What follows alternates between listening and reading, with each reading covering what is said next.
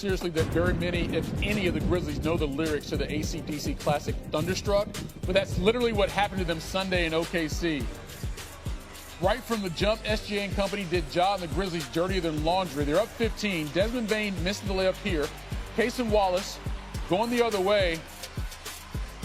Oh, jump man. How about them Wildcats? Wallace to the rim. So 4 straight points by OKC.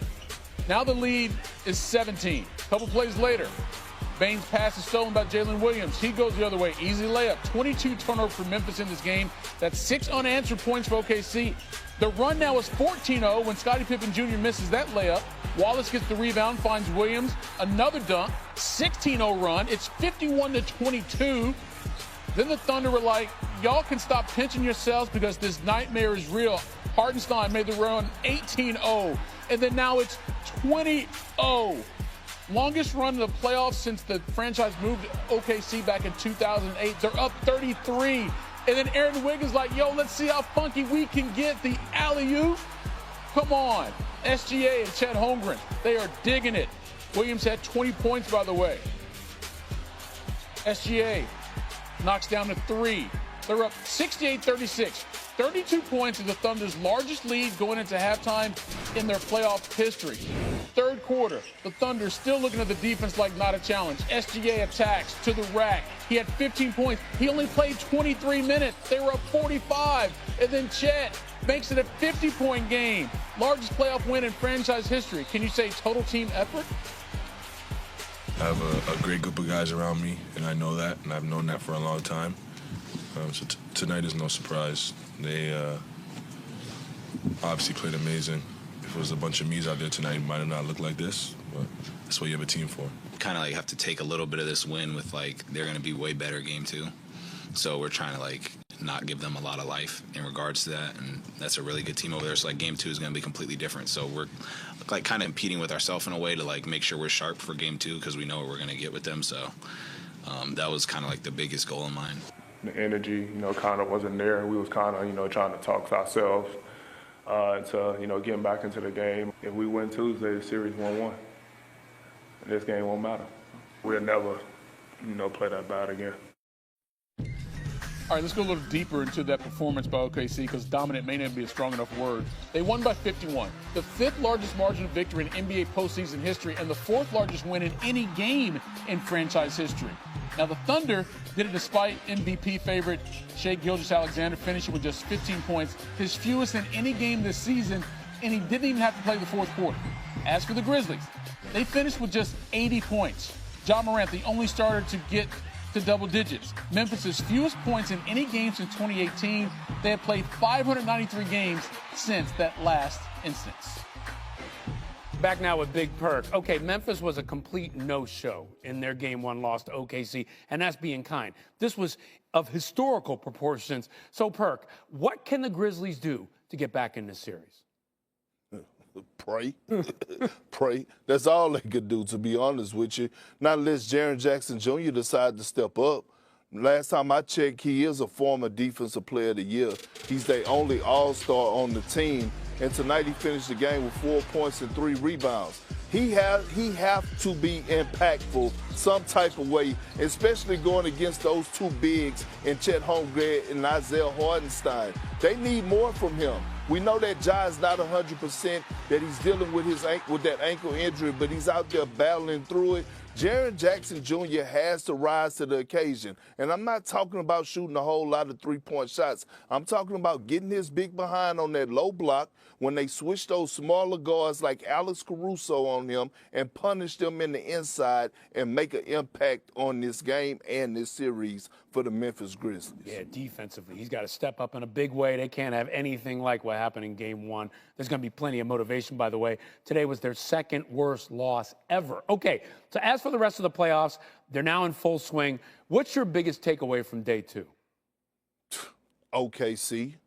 On a night where SGA didn't have his MVP-type performance, they still spoke them by 50.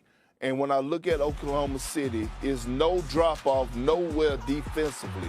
No matter if they're making or missing shots, they're going to slide those puppies on the perimeter. Also showed the world a lot about their depth to the non-believers.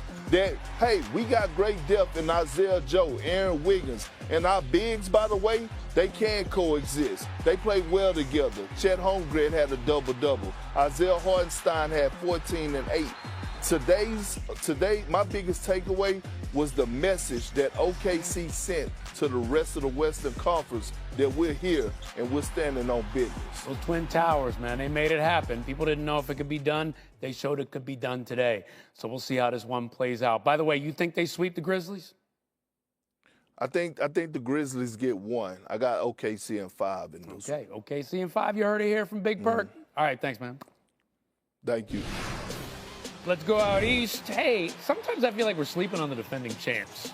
The Celtics taking on the Magic. Game 1. Celtics getting started early, late in the first. Derek White from beyond the arc nails the 3. Celtics up 4. Jason Tatum getting the jumper to go. Right there. Celtics go up 8. So they look like they're in control. Early second, Peyton Pritchard. Man, he's having a season. Another 6th Man of the Year finalist there. Nice spin move, easy lay-in. Had 19 on the night. Celtics up 12. But Paolo Banchero's like, we ain't going quietly. Hits the 3 right there. Magic within 5. And then Banchero, step back, 3, got it. Magic cuts the lead to 2. He had 36 and 11 rebounds. Not bad.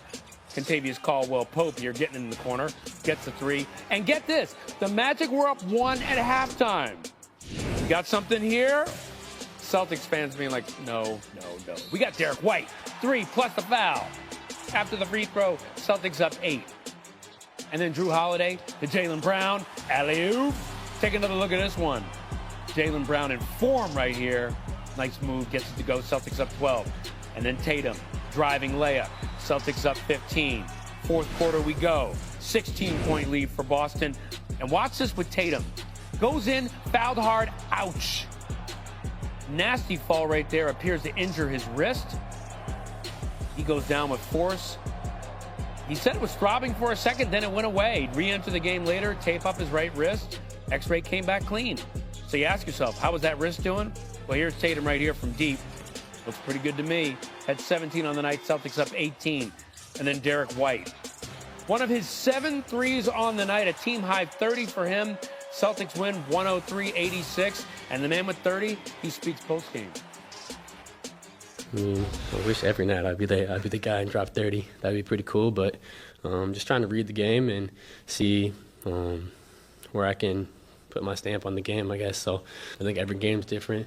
Just don't go to the game expecting to get 18 shots or get 2 shots. So just be ready for whatever and be ready when my opportunity comes. But for the most part, it was the Derek Whites of the world and, the Peyton Pritchard coming off the bench for 19. 2 guys that you don't necessarily count for, coming up with 49 points. I think we've got to do a better job there. And again, we've got to know who we're guarding, how we're guarding him, and